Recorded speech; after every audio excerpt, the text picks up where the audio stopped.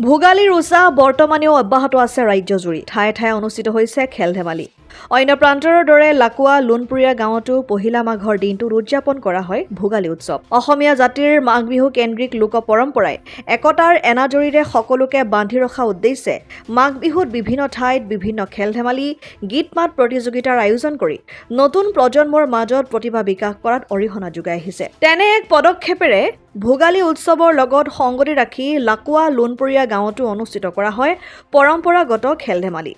লুণপুৰীয়া গাঁৱৰ যুৱ সমাজৰ উদ্যোগত অনুষ্ঠিত এই পৰম্পৰাগত খেল ধেমালিত পুৰুষ মহিলা শিশু সকলোৱে অংশ লৈ আনন্দ উপভোগ কৰে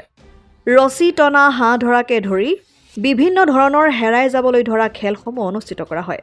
মহিলাসকলে হাঁহ ধৰা কাবাডী খেলা দিয়ে বিশেষ আমোদ দিয়ে ৰাইজক এইদৰে এতিয়াও প্ৰান্তে প্ৰান্তে ভোগৰ উৎসৱ ভোগালীৰ আনন্দ অব্যাহত আছে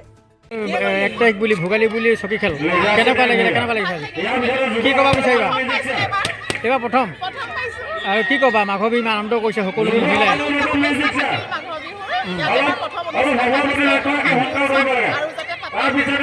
আগতে এনেধৰণৰ অনুষ্ঠান হৈ পাইছানে কৰিছানে খেল নাই পোৱা ইয়াত প্ৰথম পাইছা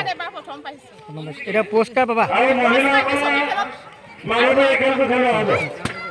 মথুৰাপুৰৰ পৰা ইছলাম আহমেদৰ ৰিপৰ্ট অসম আদিত্য NKS হুণ্ডাইলৈ স্বাগতম নৰ্থ ইষ্টৰ প্ৰথম GDSI 2.0 ফিচাৰ্ছ ডিলাৰ হৈছে NKS হুণ্ডাই অত্যাধুনিক সা সুবিধাৰে তৈয়াৰী most আপডেটেড হুণ্ডাই ডিলাৰ এতিয়া ডিব্ৰুগড়ত আমাৰ NKS হুণ্ডাই ডিলাৰত open sales consulted room customer ৰুমৰ লগতে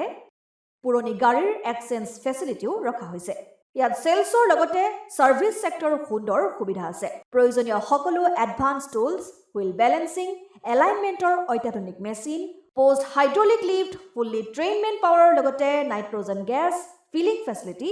ফুল্লি অটোমেটিক কাৰ ৱাছৰ ফেচিলিটিও আছে লগতে NKS হুণ্ডাই ডিলাৰে কাষ্টমাৰসকলৰ সুবিধাৰ্থে মোবাইল সাৰ্ভিস ভেনৰো ব্যৱস্থা ৰাখিছে য'ত হাইড্ৰলিক লিফ্ট ৱাছিং facility wheel balancing tyre pressure check কৰাৰ লগতে